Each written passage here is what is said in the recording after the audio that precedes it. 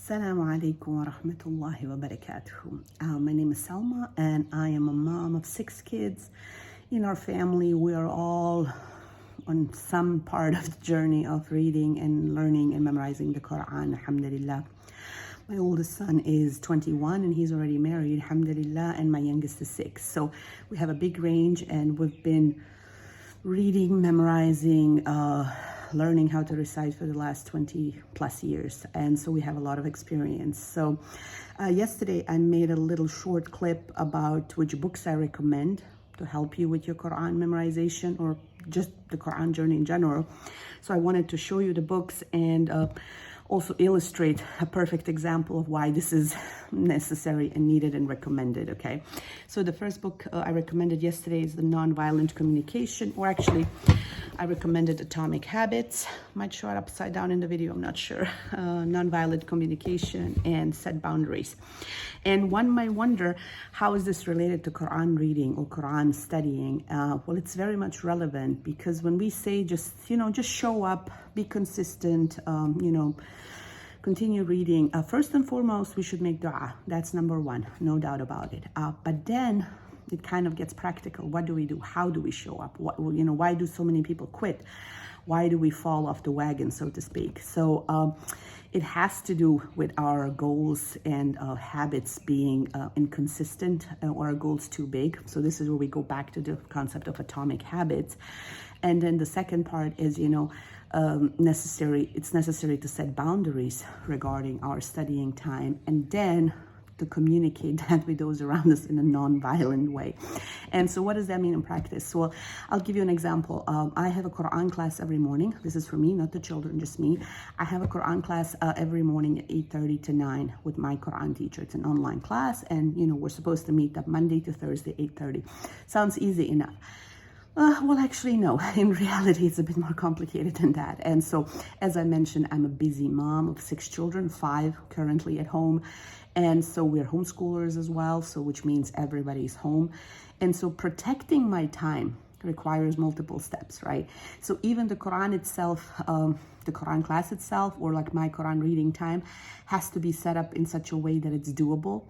So if I set an impossible goal where I say to myself, okay, you need to read 3 juz a day, or you're going to read Quran 3 hours a day, or 5 juz a day, or something, impossible, something big, something that I might desire to do one day, it's not going to help me. I'm just going to quit. It's just going to feel too overwhelming. So I have to go back to the concept of atomic habits, little tiny improvements every day.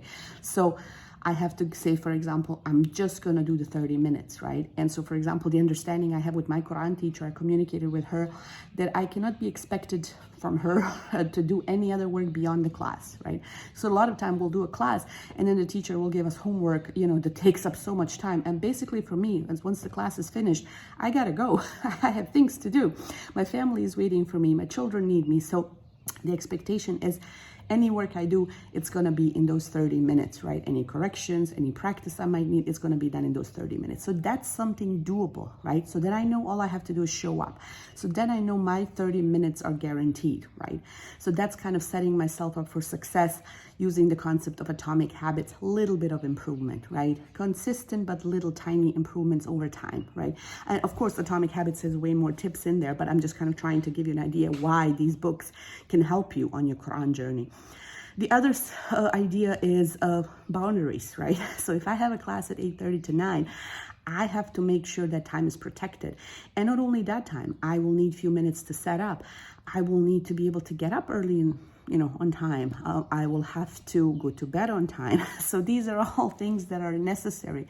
And a lot of mothers give up because they just keep adding to their plate and just keep, they just keep being told, well, just push through or be patient, or learning Quran is not easy. But in reality, we have practical problems, right?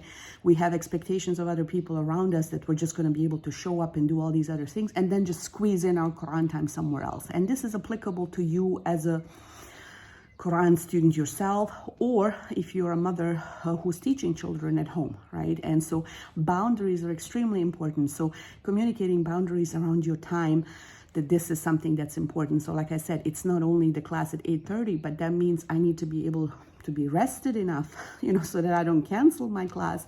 So I'll give you an example on my daughter. She's 6 and she came down with a fever yesterday. And so she woke up, of course, in the middle of the night and she needed my attention. And, I felt tired. And so if I don't have any supporting network around me, meaning help from my husband, help from my family, it's going to be very difficult for me to consistently show up. And this is why a lot of women give up. This is why a lot of mothers give up on the idea of like even being able to teach their children or do Qur'an with them, because in practice, in the daily life, it just ends up being too difficult, right? So setting boundaries around your time. Give it some thought. What are your obstacles? What are your obstacles around reading Qur'an time? For me, it was a lot of interruption over the years with the children, right? And so I need to be able to carve out some alone time, some quiet time where nobody is bothering me, and then boundaries need to be set around that, right? So set boundaries. And then the last one is nonviolent communication. It's a beautiful book. I recommend it for many other reasons. But how is it relevant to our Qur'an journey?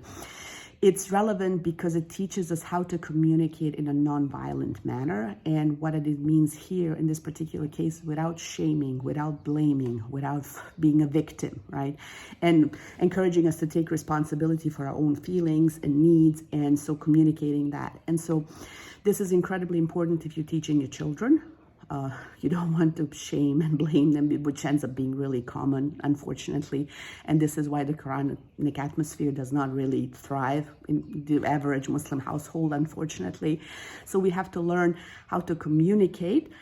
And we also have to learn how to communicate our boundaries, that we express our needs, so that we go back to what is bothering us, Are we frustrated? Are we tired? So for example, we had some guests last night, which is beautiful. Muslims are hospitable, but I had to communicate with my spouse that, it's getting late and I have a Qur'an class in the morning, and I had to do it in a non-violent manner without blaming him or shaming him or making him feel guilty. But I had to do it by expressing my needs, that the Qur'an class is really important to me and that I don't feel heard if all these other demands are coming at me, right? And so all these kind of things.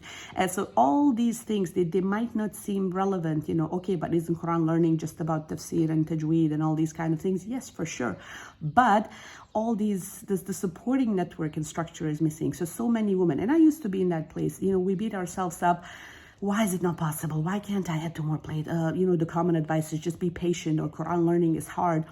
It should not be. In order for something to become a habit in our life, it has to be enjoyable. And that's one of the concepts James Clear talks about in his book, Atomic Habits.